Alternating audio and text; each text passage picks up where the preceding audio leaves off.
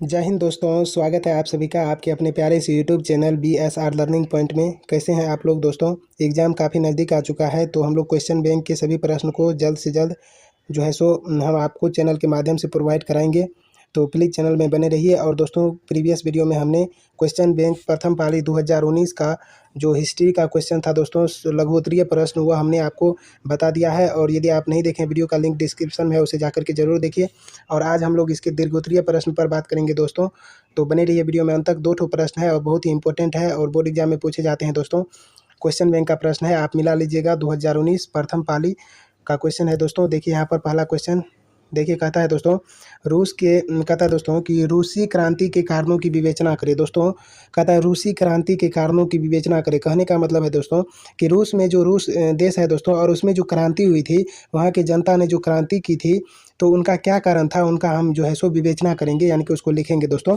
तो देखिए इसका उत्तर हो जाएगा, आप देख पा रहे हैं स्क्रीन पर। कहता है कि रूसी क्रांति के निम्नलिखित कारण थे। दोस्तों रूसी क्रांति के निम्नलिखित कारण थे, उसमें पहला नंबर का कारण था दोस्तों कि जार की निरंकुशता एवं अयोग्य शासन। यानी कि जार की क्या था दोस्तों, निरंकुशता एवं अयोग्य शासन। देखिए ये क्या है दोस्तों, कहता है 1917 ईस्वी से पहले। दोस्तों कहता है 1917 ईस्वी से पहले। आप तो ईस्वी जानते हैं दोस्तों, जिसे अभी चल रहा है 2022। तो इसी तरह से 1917 ईस्वी से पहले रूस में रोमनोव राजवंश का शासन था, यानी कि रोम वंश का शासन था रूस में 1917 ईस्वी से पहले। इस समय रूस के सम्राट को जार कहा जाता था। और 1917 से पहले दोस्तों, जो रूस का सम्राट था, यानी कि जो वहाँ का शासन करता था दोस्तों, जो शासन करता था रूस पे, उसको जार कहा जाता था। ठीक है, जार इतना निरंकुश था कि वहाँ की जनता तंग आ चुकी थी। कहने का मतलब जार इतना निर्दयी था, इतना निरंकुश था कि वहाँ की जनता जो है वो जार से तंग आ चुकी थी, यानी कि अपने सम्राट से तंग आ चुकी थी। ठीक है, राजा को जनता की सुख दुख का कोई चिंता नहीं थी। दोस्तों 1917 से पहले जो रूस का सम्राट जार था, उसको अपनी जनता की कोई सुख दुख की कोई चिंता नहीं थी। वह अपना काम करते थे और जो है सो अपना सुखो आराम ऐशो आनंद का ज़िंदगी जीते थे और जनता के लिए कुछ भी नहीं करते थे। इस तरह जनता तंग आकर क्रांति करने का निर्णय लिया। और जब देखा कि सरकार कुछ नहीं कर रही है हम लोगों के लिए, तो जनता ने क्या किया, एक निर्णय लिया कि हम क्रांति करें। ठीक है, तो जनता क्रांति करने के लिए मजबूर हो गया। अब देखिए दूसरे कारण पर चलते हैं दोस्तों। दूसरा कारण क्या है, देखिए ये तो था जार की निरंकुशता। अब देखिए यहाँ पर कहता है कृषकों की दयनीय स्थिति। कृषकों कहने का मतलब है दोस्तों कि जो कृषि करता है, यानी कि किसान। कृषकों का मतलब है कि किसान, किसान की दयनीय स्थिति। दयनीय तो आप जानते ही हैं कि गरीबी स्थिति थी। और देखिए यहाँ पर कहता है रूस में अधिकांश जनसंख्या कृषि पर निर्भर करती है। दोस्तों रूस में जो अधिकांश जनसंख्या है, यानी कि बहुत सारा जनसंख्या, वह कृषि पर निर्भर करती है। ठीक है दोस्तों, वहाँ की अधिकांश जनता कृषि खेती करते हैं।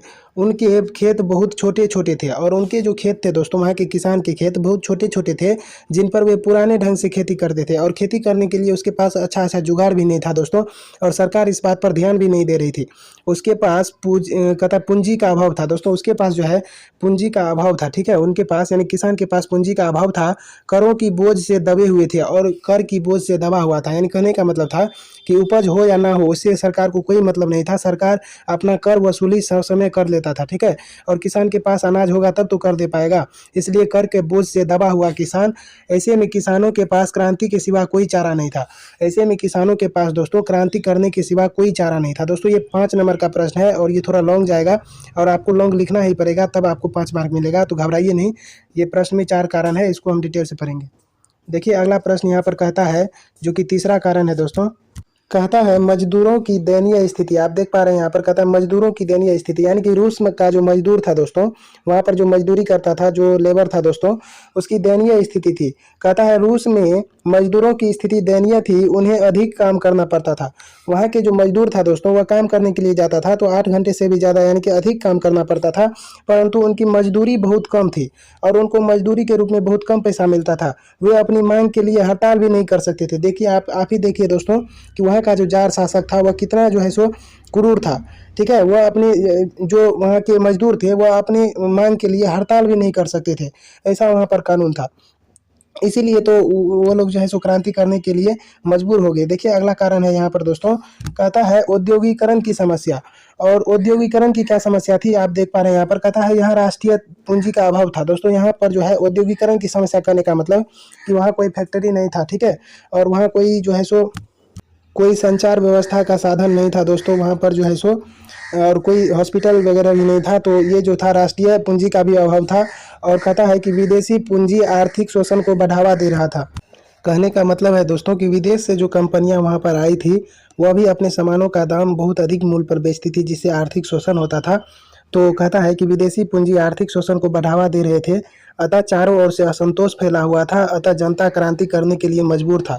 और इस परिस्थिति में जनता जो है क्रांति करने के लिए दोस्तों मजबूर था। अब चलिए यहीं तक था ये प्रश्न और यहाँ पर एंड होता है। तो यहाँ थे इसके 4 कारण जो कि आपने पढ़ा कि रूसी क्रांति के जो है ये निम्नलिखित कारण थे, 4 कारण जो कि हमने आपको अच्छे से डिटेल में बताया। ठीक है, तो चलिए अब नेक्स्ट क्वेश्चन की तरफ बढ़ते हैं। अगला प्रश्न यहाँ पर देखिए 2 नंबर का प्रश्न है जो कि कहता है दोस्तों भूमंडलीकरण के कारण आम लोगों के जीवन में आने वाले परिवर्तनों को स्पष्ट करें।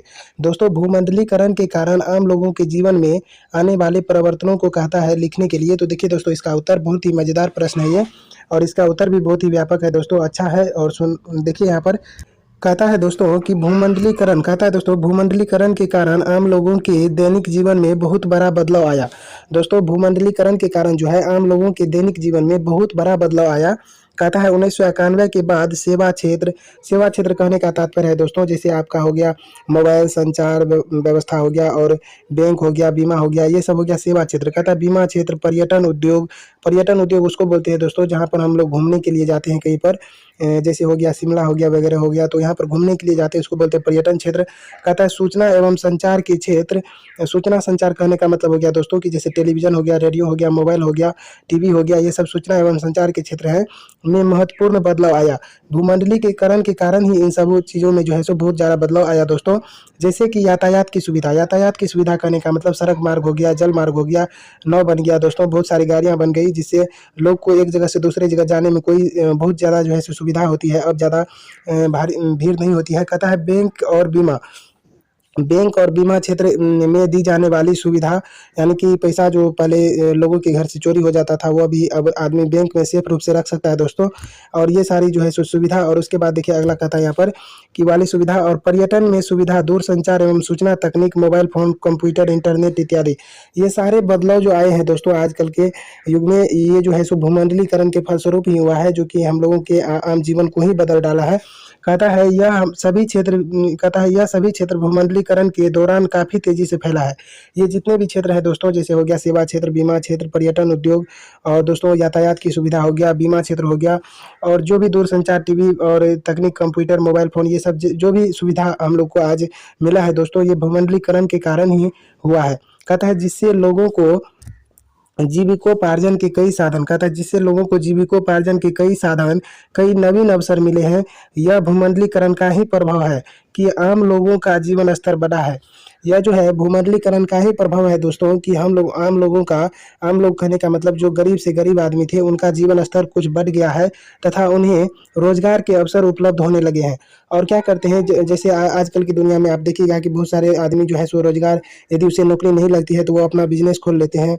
और बहुत लोग क्या करते हैं तो बेरोजगारी की समस्या से अब दूर हो रहे हैं। ठीक है, वो अपना कुछ ना कुछ काम कर लेते। कहता है इससे बेरोजगारी की समस्या कुछ कम हुई है। ठीक है, बेरोजगारी की समस्या कुछ कम हुई है, और सरकारी नौकरी पर जो दबाव थी दोस्तों वह भी कुछ कम हुआ है। ठीक है, आजकल के युग में क्या होता है कि यदि सरकारी नौकरी नहीं मिलता है तो वह कुछ ना कुछ काम कर लेता है अपने से, जैसे हो गया यूट्यूब पे काम करना, या फिर वगैरह वगैरह जो भी चीज़ होता है वह करता है। ठीक है, या फिर पढ़ा ही लेता है, या फिर बहुत तरह का काम है दोस्तों। कंपनी में भी जाकर के जो है सो फैक्ट्री में जाकर के काम कर सकता है।